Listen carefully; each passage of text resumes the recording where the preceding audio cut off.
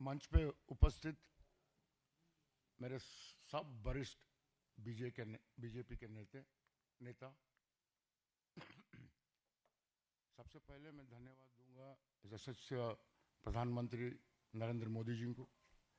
आज वो मुझे आशीर्वाद दे के उनके बीच शामिल किए हैं ताकि उनके जो विजन है भारतवर्ष के लिए एक विकसित भारत बनाने में उन्होंने जो सपना देखा है और उसी काम में लगे हुए हैं।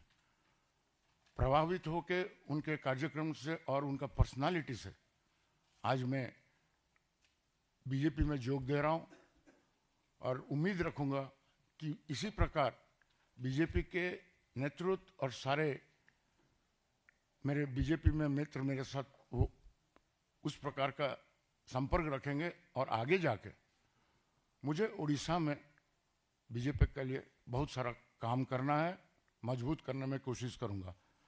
मेरे बड़े भाई मनमोहन सामल जी इधर शामिल है, आपण को धन्यवाद दूची कि आज आपण मत बीजेपी रे मिसैले।